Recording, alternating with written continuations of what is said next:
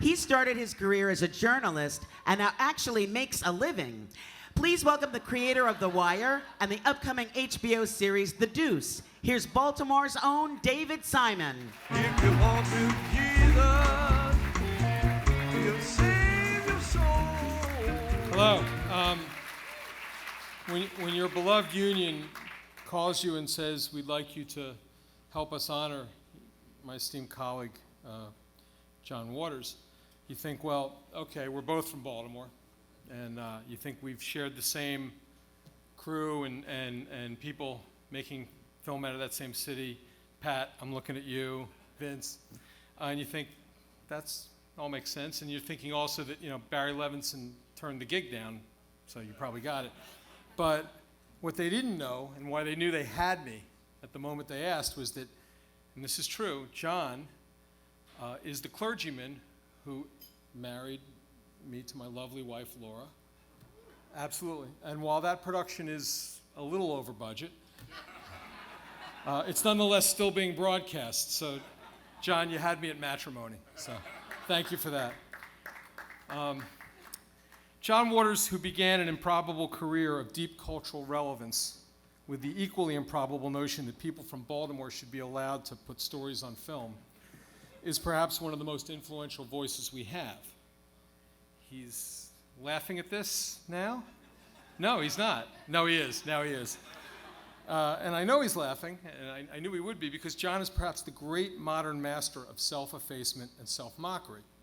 He has gone to lengths to characterize his entire career as a storyteller and filmmaker in terms that purport to show him standing on the outside of the joke looking in. Pink Flamingos, he wrote in his wondrous autobiography, was billed as an exercise in poor taste, and I like the understatement. That right there is a man who knows exactly what he's doing and why, and a man who knows how to write. I'm going to pause right here in these Writers Guild of America remarks to express just how much I admire John, not just for his film career, but for his prose work. And if you've read Shock Value or Car Sick or Role Models, then all the dog shit swallowed by all the actors can never convince you that John Waters is farce or fraud or Barnum.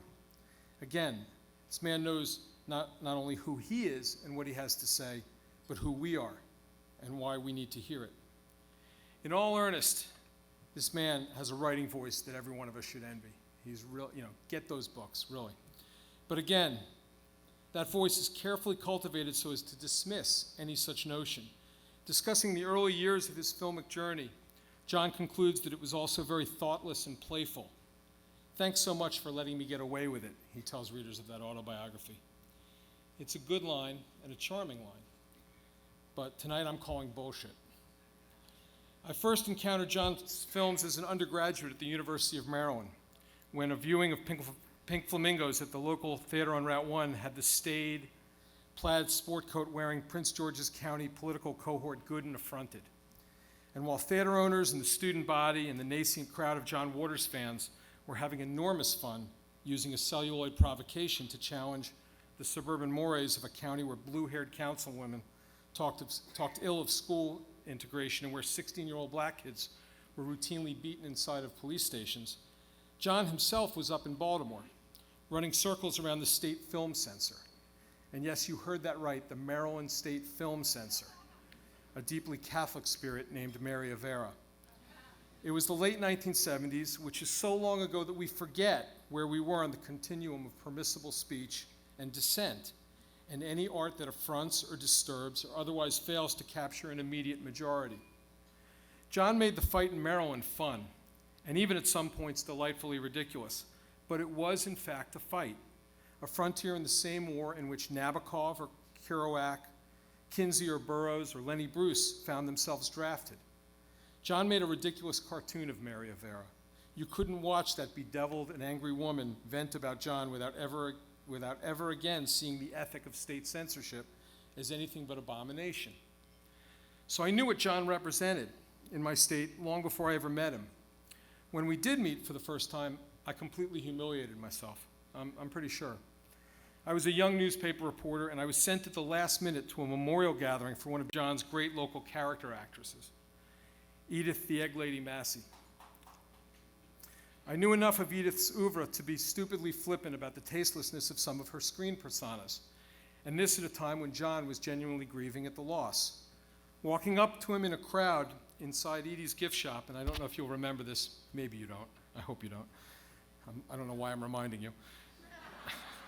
I led not with any human sense of Miss Massey or her connection to John and the others in the room. I wanted to shape the lost life around the outrageousness of what I'd seen on screen. The look on John Waters' face as he used his answer to address the reality shamed me. I never got a second quote from him that day. I think I was too embarrassed to try. But my third and lasting encounter with John was the best and most enduring. By then, John's art and narrative force had gone beyond shock value, beyond even the provocations of a censorious culture. By then, Hairspray and Crybaby and Pecker were demonstrating how much John Waters actually had to say about the world. Beginning with Homicide and journeying through The Corner and The Wire, I shared a crew with John, and I learned to love and admire the same colleagues and collaborators. And I came to realize just how much Baltimore and its film community owed to John as a pathfinder and civic presence.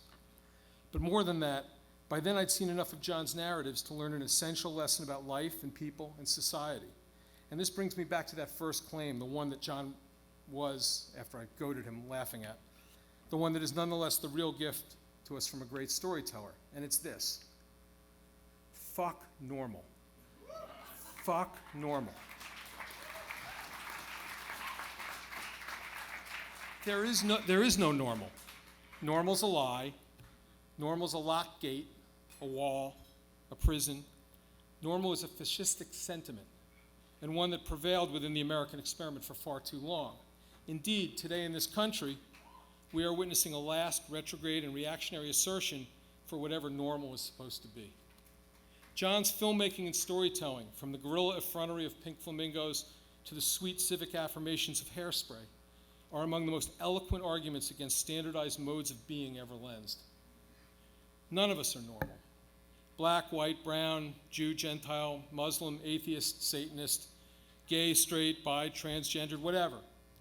The more honestly you assess all the varied allegiances, motivations, and impulses that cause human beings to get up in the morning and face the world and each other, the more you know that none of us is close to normal.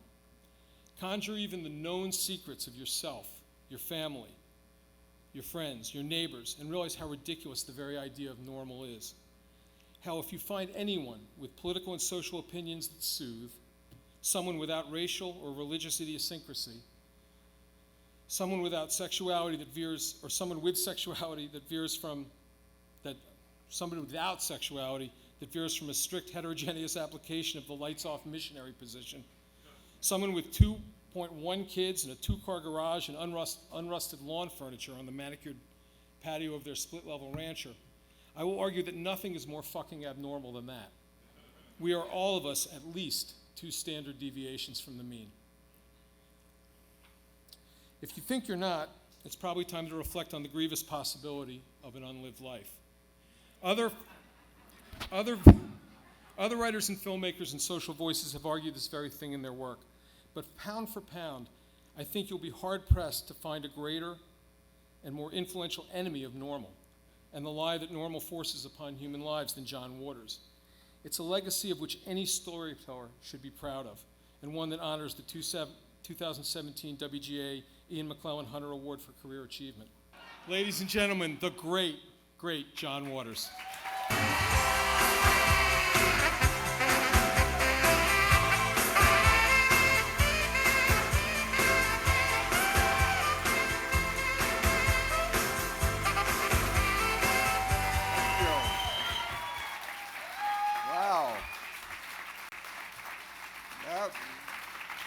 That was like my memorial service.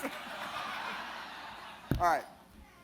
I wouldn't suck your lousy dick if I was suffocating and there was oxygen in your balls. I wrote that. Oh, we had dialogue then.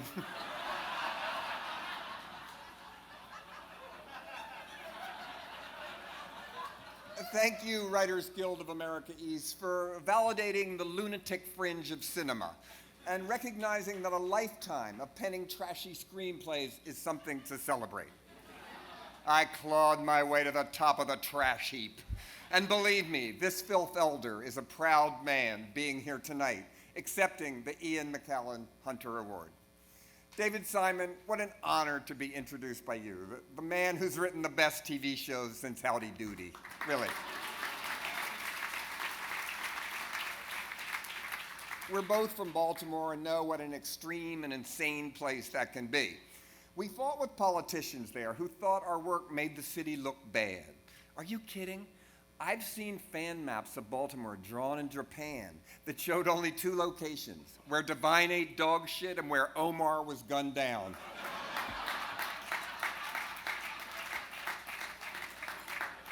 To hell with tall ships. We can create our own tourist attractions.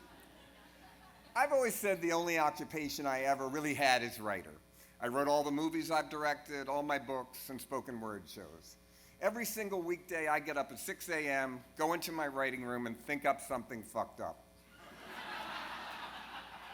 In the afternoon, I try to sell it. Isn't that what all writers do?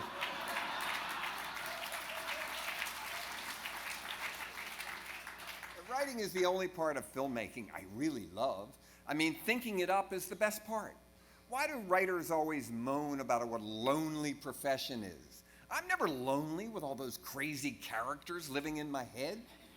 The actual directing of the movie, so endless, so hurry up and wait, so humiliating trying to escape the AD to have a bowel movement without being asked, will you make your day?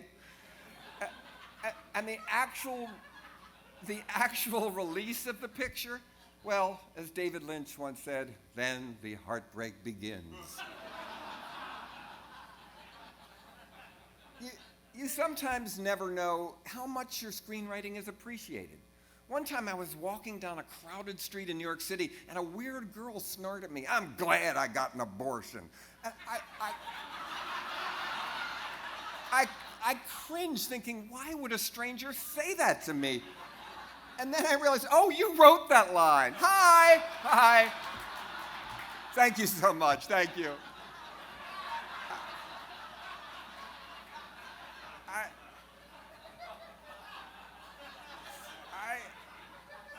I used to be scared of the WGA.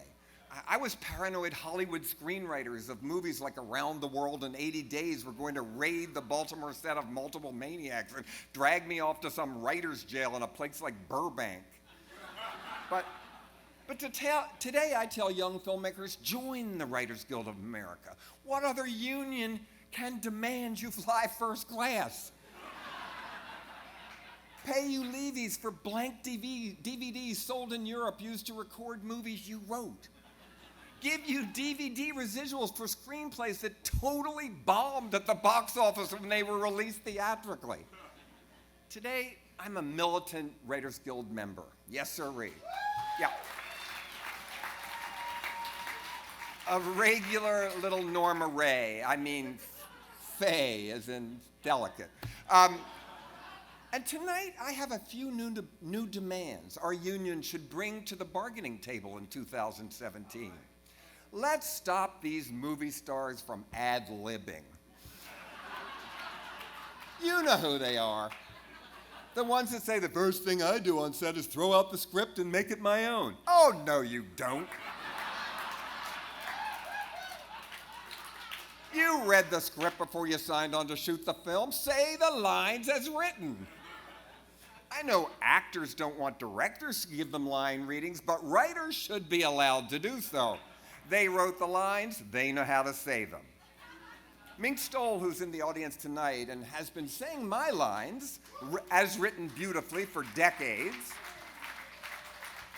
recently commented in an interview I read that she had little patience for actors who complain, my character wouldn't say that. Yes, they would, she argues, it's in the script. She's right. Say your fucking lines or join the Writers Guild.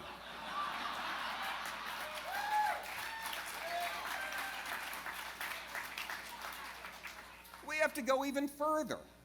Let's attach part of the editor's salary when they cut out some of our best dialogue without Writers Guild permission. And those embarrassing voiceovers and ADR lines added post-production to make the finished product more life-affirming after some disastrous test screening.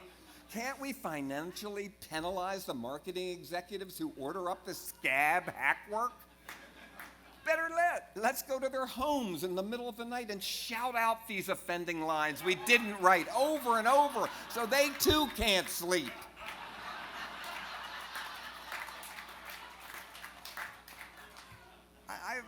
I've had a lot of co-conspirators in this lifetime achievement, and some of them are here tonight. Pat Moran, casting director of all my films. Vincent Perenio, production designer. Both of whom also worked amazingly with David Simon and many, many others. This award is also shared with all the financial backers who greenlit my films, the actors and technicians dead and alive who helped me bring my writing to life. Thank you, Writers Guild of America East, for this wonderful honor, and I'd like to close with a line I wrote just to prove to struggling young filmmakers everywhere. Never give up. Stick around long enough and they can't get rid of you. It's a line Patricia Hurt's character said in my last film, A Dirty Shame. Make a list of all the people you fucked and then apologize to their parents. See? I got an award for writing that line. Anything is possible. Your time will come too, I promise. Thank you. Thank you very much.